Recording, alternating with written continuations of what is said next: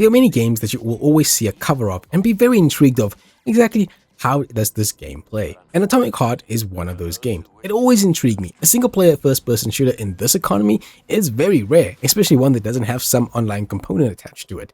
So with the announcement of the sequel, I decided to finally check out and play the game and see if the game is worth your time and most importantly, if it's worth the price. So let's see if this Russian-inspired robot crazy adventure is actually really good. And if you want to see more videos like this, please subscribe to the channel, give the video a like, comment down below if you think Atomic Heart is worth the time, and are you hyped for its sequel? Let's get into the game. Alright, so let's get into story. Atomic Heart takes place in an alternate timeline during the USSR in the 1950s. A brilliant scientist named Dmitry Sechenov has invented a special substance called polymer, and he was able to advance technology far beyond its normal means, along with creating robot production and creating Collective, a neural network of assistant robots with artificial AI.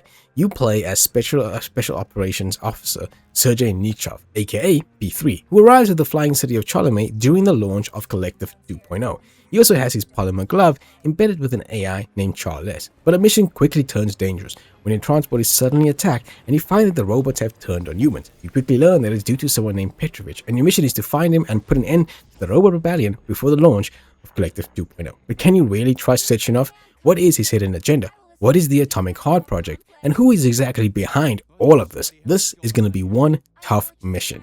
Crispy Critters. Now, first of all, the first thing you notice about the story is his pacing. This game is fast-paced and it throws everything at you in a very quick succession. You learn about a lot of characters, you learn about a lot of things, and on one point, I really like this. The game never tries to shy away or slow down, but just keep you going on a nice loop that you get to understand. And what's great is that the story is actually really good. I was actually surprised at how good this story is. As you delve deeper, you find out more about Sechenov, Petrovich, your connection to all of this, your glove that is in your eye, who is behind Collective 2.0. It provides an interesting mystery that keeps you engaged throughout. You can never really tell who is behind everything, who is evil beyond evil, and what is exactly going on. But as you delve deeper, the story just becomes more and more gripping. I was never once bored, and every character added something unique. P3 may be a bit boring, but I didn't enjoy his banter with Charles, the very sassy AI in your glove. And there's also other characters like Granny Xena and the complicated ones like Petrovich and Sechenov, who all play a role in the story to make it as gripping as it is. You'll also hear about many characters that you'll never probably see in screen. This is mainly due to the many emails that you read and the giant employee list. Now, while this pacing is good, I will admit that it's difficult because trying to remember everyone's names can be really hard, as some characters have the same name or similar sounding names, some have multiple names, and others have nicknames, which can be really confusing. The one thing that I only knew about Atomic Heart were the twin robots that you see in all of the marketing. What was weird is that they're actually not that big part of the story until around the last half of the game. They don't do much. They're there and they're doing stuff, but it's kind of funny how they don't really have much to do in the overall story. It isn't until like the DLC where you get to flesh out a lot of the Robot Twins characters. They have stuff that has happened to them and they do become somewhat of a focal point, but mostly during the DLC. Another thing is, I will say that the comedy for me was a kind of a hit or miss. I wasn't sure exactly how I felt by some of the jokes in the game, and for most of them, they didn't really land with me. At all, like sometimes they were good, sometimes they were not. Then there's the many emails that you'll read. Now, every game has a bunch of emails and stuff that you'll read that will help flesh out some of the lore or give some other characters some more screen time without actually doing it. But for me, a lot of the emails in this game felt very fillery. I just felt like I had to have some filler. There wasn't really anything super interesting in many of them, but there were some great emails as well that helped explain a lot.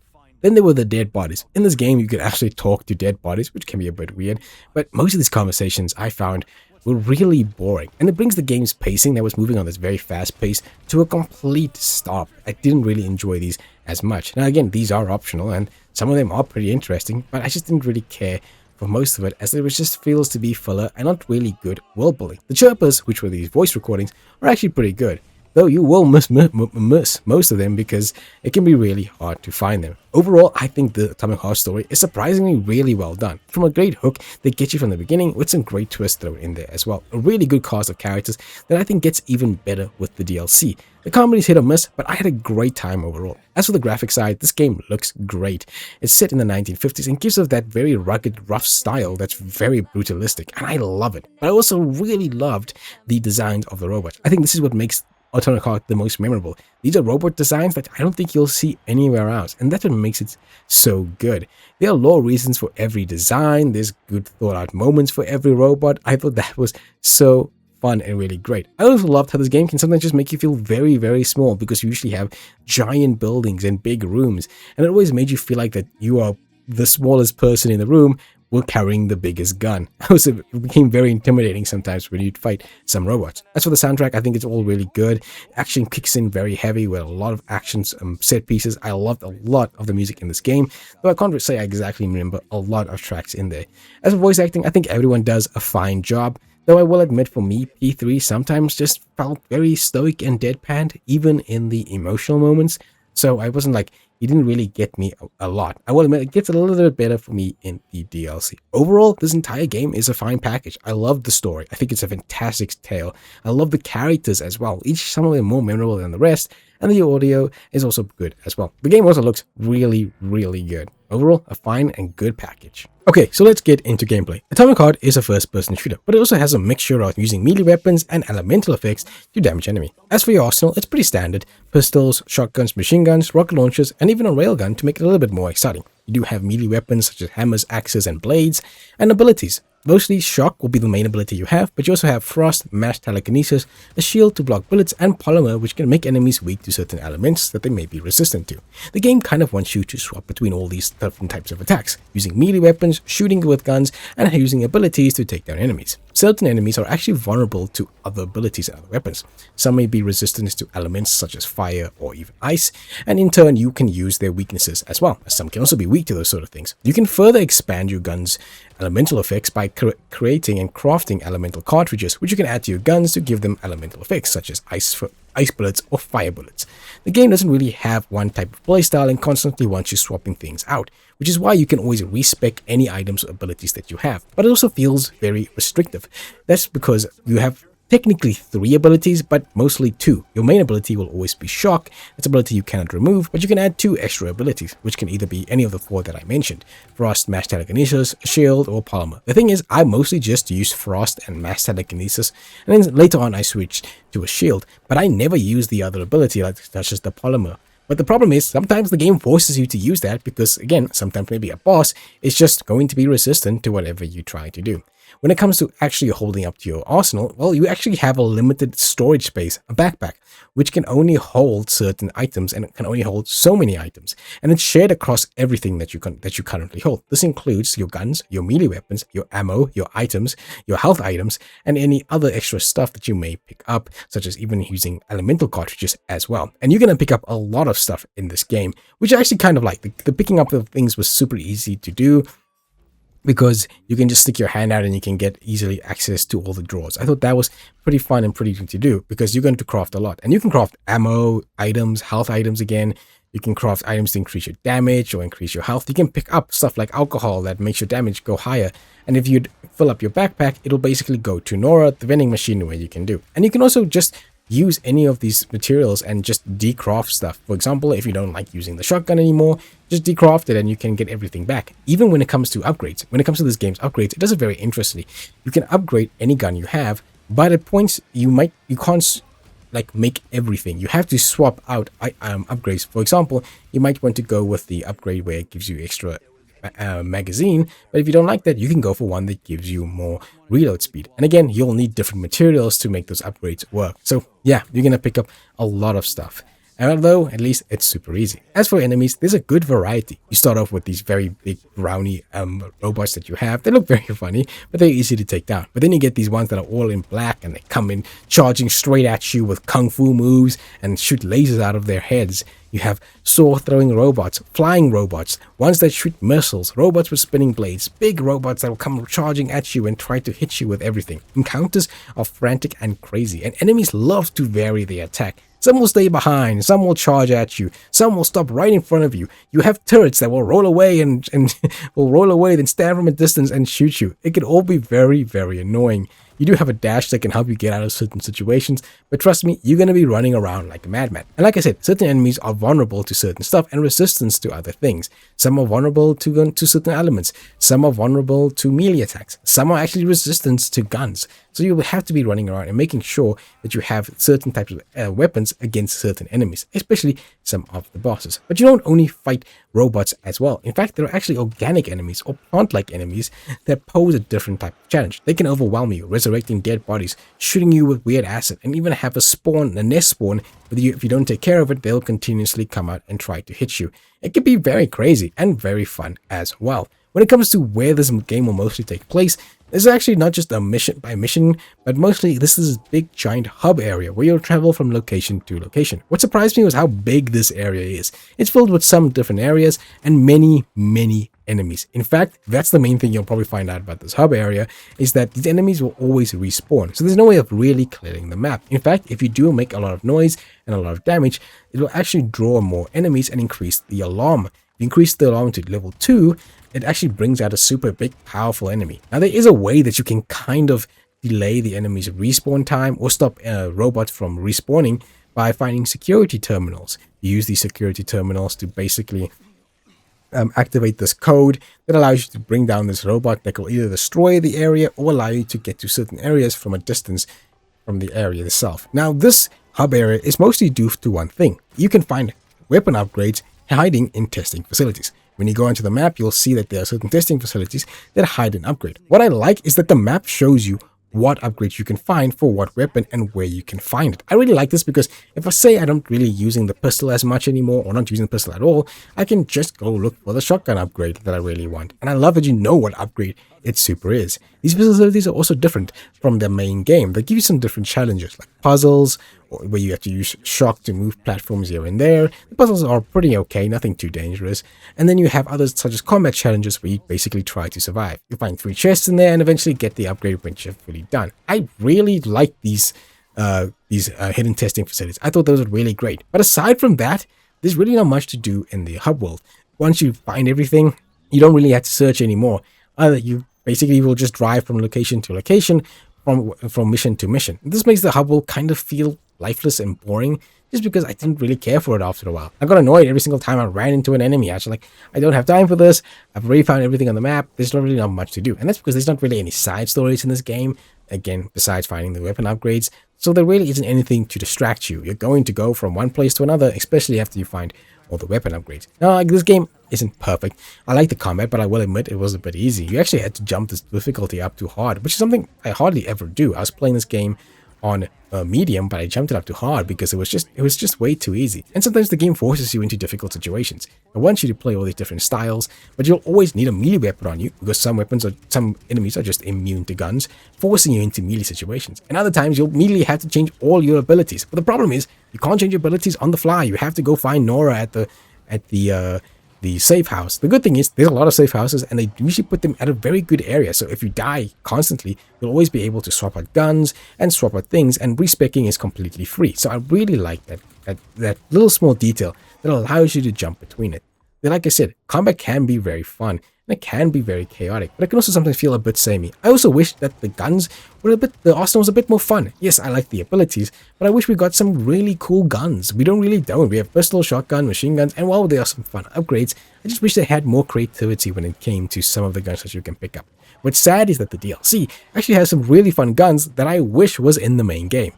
Otherwise, the platforming in this game is also just not good. At certain points, you'll have to do platforming from jumps to jumps and vaulting from one side to another. It's not terrible. It's serviceable at best, but I did not enjoy the platforming in this game. And note that will come back when I talk about one of the DLCs. Lastly, when there's some bugs in here. Nothing game breaking, but I did have this one constant bug where these 2 reticles on the screen at all times. It made it impossible to play. While shooting was fine, whenever you have to interact with anything else, such as mails and anything like that, the reticle will stay on during a cutscene, or it will just be impossible. The only good fix was to basically exit to the main menu and then load the game again. It was nothing game breaking, but it was annoying and it happened way too often. As for any other side content, you can pick up chirpers or read emails, or maybe find small little collectibles here and there, but there really isn't much overall. This game's pace, like I said, is super strong and fast, and the game makes you go through that. It doesn't really want you to stray from the path, and once you find those and weapon upgrades, there's really not much to do. Overall, I really did enjoy this game. The main game lost you around 16 hours, which is actually a good fair amount, especially for a first-person shooter, where most lost you around 10 to 12 hours. This is a good amount of time, and it can be a little bit longer because you can try to get all the chirpers in the game, but overall, it was a great time. There are some issues, but overall, I actually had way more fun with this game than I thought I was going to do. Now, the game does have DLCs, 4 DLCs in fact, and I will recommend they range from pretty good to what the hell were they thinking? Let's get into the DLCs. Okay, so let's get into the DLC. DLC 1 is Annihilation Instinct, and it is a weird DLC. You would expect that this would continue after the events of the game, or maybe a prequel, but no. Annihilation Instinct is an alternate timeline. In this version of events, Collective 2.0 is launched, and basically it's all about Nora going crazy and you basically having to stop her. For first DLC, it's okay, but what's weird is that they decided to make this an alternate timeline story. You are dropped in the middle of this story that you've never played before. You meet characters that you've only heard about in the main game, and you meet them here for the first time. Everybody is out of character, from P3 to Granny Xena, and at the end, it's not even really that great of a payoff. It's pretty underwhelming in the story department. As for gameplay, you do have a bit of a new area to explore. This is like in this big garden area, and then you have a compound area for the rest of the place that you have to fight. And then you fight these small robots that will help you fix Nora. And that's really it when it comes to gameplay. But you do have access to a new melee weapon, the Spear, which actually was a really fun melee weapon, better than what's in the main game. A new weapon, which is a mix between a minigun and a laser cutter. And then you get probably the coolest ability is this ultimate attack, where you can find chocolate in certain areas, throwing it down, and it makes like a big vortex that sucks everything up. And then probably the best ability is this ability where you can stop time for a bit. And I actually really liked this. There was a lot of fun stuff that they did in this DLC, but the story is just all over the place. And the combat kind of gets repetitive, mostly because it's in this big compound area, closed room fights that you have to survive. And while the boss fights were interesting and some of them were some of the toughest in the game, it was mostly because the bosses were kind of just really, really annoying. The DLC isn't long though, it only costing around 3 to 4 hours, and it's just meh. Well, the weapons are fun, the story feels to me is rushed, and the timeline isn't as interesting as what I thought we were going to get. Heck, there's a whole small subplot where Granny Xena is really angry and upset with you with the decision that you made to launch Collective 2.0, and you never even get a chance to fight her. Nothing cool happens in this DLC. The Nora thing is a little bit interesting, but after that, there's nothing that really happens. I really don't think that this one is worth your time or your money. On to DLC 2, Trapped in Limbo. Now, I talked about how I did not like the game's platforming, and I found that it was very annoying and just kind of terrible. Well, they made an entire DLC around it. I have no idea who made this DLC, or even decided to take one of the worst aspects of the main game and make an entire DLC about it. This DLC does take place after the events of the main game. P3 is stuck in Limbo and basically has to get out. And Limbo is this colorful area that's filled with candy and sweet backdrops. To escape, you have to do these sliding puzzles that you basically have to slide from one area, then jump to another. Along the way, you'll pick up apples, which you'll use to gain new weapons and upgrades, and then coins, which are much harder to collect to unlock weapon skins that you can use in the main game. For the second half of the DLC, you're going to be doing normal platforming, jumping from platform to platform, hanging onto ledges and those areas, stuff like this. While I do find that the second half is okay, the sliding puzzles were so annoying to do. It was so bad, so annoying. I did not enjoy it whatsoever. And while the platforming was okay, like I said, it's serviceable, I still didn't like it. Now, there is some combat in here, but enemies are given mostly for recolor, and there are some newer enemies. It just isn't as interesting. I don't also know why, but these snowman enemies that I had gave me the creeps. And there were at least 2 boss fights that you had to fight, but they were super annoying. Like, you have to hit the enemies into them before you can really do damage. This DLC is really, really bad. And all of this concludes with a weird Subway Surfers clone game where I'm chasing down a goose or whatever. Overall, this DLC is super weird. The only thing that really saves it is that there's some lore about P3 that you can actually delve into. But other than that, I really don't think it's worth it. It only lasts 3 hours, but I found the platforming irritating and annoying, and I have no idea why they decided to do this as a DLC. It just isn't great. Not to mention, it doesn't even really have that much story implications. If you really, really want to play this DLC, go ahead, but I did not enjoy it. I still think this one is actually worth a skip. I hope DLC 3 is a little bit better. DLC 3, Enchantment Under the Sea. Now this is actually what I was looking for in a DLC. New weapons, new areas, new enemies, and a continuation of the story. This DLC takes place directly after the events of Trapped in Limbo. Without really spoiling everything, B3 basically awakes, and he's set on a path to find and put an end to Collective. But that won't be easy, as he's now led to an underwater facility. The story is actually really good, and a good continuation from the previous tale and the main game as well. There's even some nice introduction of new characters that help expand the cast and makes it a bit more colorful and lifeful that I actually really get. As for additions, the DLC has 2 new powers, a whip, which is used for traversal and or dragging enemies near you. It basically replaces platforming, and it's actually great to use. I actually really like using the whip quite a lot. The second is the fireball grenade mine thing, which is one of the best abilities I felt in the game, as it's able to clear hordes of enemies really quickly. I wish this was in the main game. As for weapons, we get 2. A new melee weapon, which is this cool hammer that can extend itself. And then probably the best weapon in this game, this shotgun combination grenade launcher. I loved this gun. I mainly used it throughout the whole DLC. It was so much fun to use. Again, wish it was in the main game. But there are also some new enemies, such as crabs and new machines that you can take down. I think the enemy as crabs are cool. They lead you to playing a little bit of a different, having to block your attacks, and you got to go around them and shoot them from the back. You also get these big crab boss fights that fight a bit differently. You have to use your whip to dodge and dodge until you can get an opening. Not bad, but I hate that you had to copy and multiply this boss multiple times. That you had to fight this boss, things like 3 times. Overall, Enchantment Under the Sea is the best DLC by far. It really does a lot of extra stuff, and I really did like the underwater location as well. It lasts about 5 hours, and I think it's definitely worth your time and price. Again, I really like the story in here, and that's why I think it's really good. Let's hope that the 4th DLC ends on a high.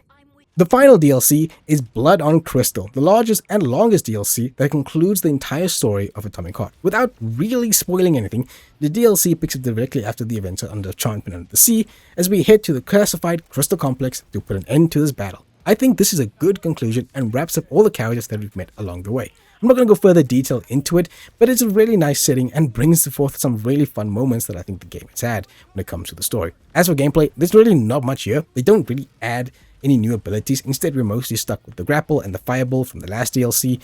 Until then, we have to choose between different abilities here and there. For guns, we do get a new one, this minigun where alternate fire can actually have bullets bouncing off of enemies. I actually really like this gun, but I wish we got the shotgun from the previous DLC back, but we didn't.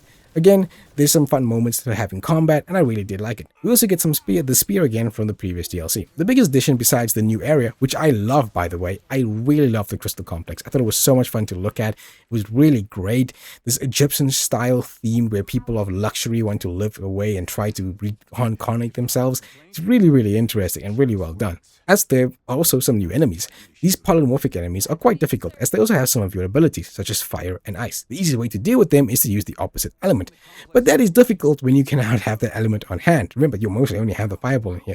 The game tries to ease this by putting terminals around that you can change your abilities on the fly, but most of the time I found that you could just brute force it along the way.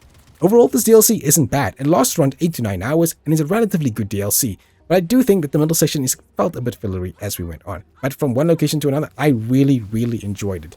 This DLC was so much fun to play, and it really showed that if they really put their mind to it, they can make a really fun DLC. This is the last DLC that they have that's going to kind of lead into Atomic Heart 2, but I have to say that I had a fun time with Blood on Crystal. I will say though, this DLC is probably the worst when it came to bugs. I had that reticle bug pop up again quite a lot in this DLC, and there's quite a few frame drops that I had at various points, so do be warned about that. So after all of this, is the DLCs actually worth your time and money? Well, I think the first 2 DLCs are just not that good.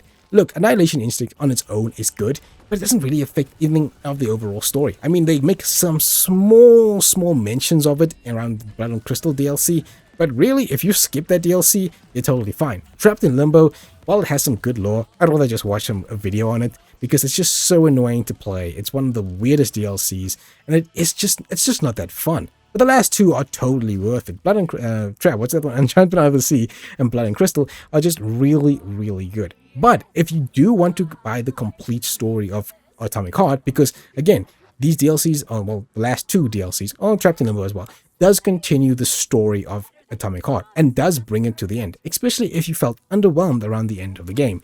So overall, if you want to, I recommend buying the premium edition of the game because it does have all of the DLCs available for you as well. So again, if you want to complete the story and you thought the story was good, buy those DLCs. If you want to buy them separately, you might have to cough up a little bit more, but I would recommend to buy the last two instead of buying it as an overall package. Because I just didn't find Trapped in Limbo and Annihilation Instinct really that worth it at all. So, is Atomic Heart worth your time? Hell yeah it is. This, I think, is truly an underrated gem. The gameplay is fun and addicting. I really did enjoy it. I loved the enemy variety, and while I think that hub world is a bit meh, I did enjoy so much of this game. The story is also super interesting, with many characters, twists and turns, and an interesting take on humanity versus machines, and the notions of transcending those limitations.